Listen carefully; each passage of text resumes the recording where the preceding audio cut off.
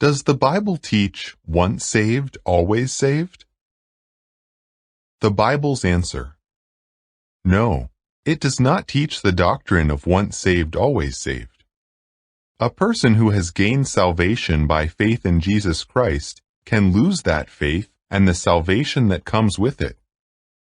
The Bible says that maintaining faith requires great effort, a hard fight. Early Christians who had already accepted Christ were told, "Keep working out your own salvation with fear and trembling." Philippians 2:12. Bible verses that disprove the teaching of once saved, always saved. The Bible warns against serious sins that will keep a person from entering God's kingdom. If salvation could not be lost, such warnings would be meaningless. Instead, the Bible shows that someone who has been saved can fall away by returning to a practice of serious sin. For example, Hebrews 10:26 states, "If we practice sin willfully, after having received the accurate knowledge of the truth, there is no longer any sacrifice for sins left." Jesus emphasized the importance of maintaining faith by giving an illustration in which he likened himself to a vine and his followers to branches on that vine. Some of them would at one time demonstrate faith in him by their fruits or actions, yet would later fail to do so and be thrown out like a fruitless branch, losing their salvation. John 15:1-6.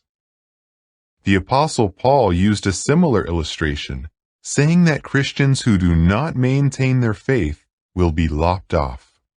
Romans 11:17-22. Christians are commanded to keep on the watch. Matthew 24:42 and 25:13. Those who fall asleep spiritually, whether by practicing works belonging to darkness or by not fully performing the works that Jesus commanded, lose their salvation. Romans 13:11-13. Many scriptures show that those who have been saved must still endure faithfully to the end. First-century Christians expressed joy when they learned that fellow believers were enduring in their faith. Does it seem reasonable that the Bible would stress faithful endurance if those who did not endure would be saved anyway? Only when his death was imminent did the Apostle Paul feel that his salvation was assured. Earlier in his life, he recognized that he could still miss out on salvation if he gave in to fleshly desires. He wrote, "I pummel my body and lead it as a slave, so that after I have preached to others, I myself should not become disapproved somehow." 1 Corinthians 9:27.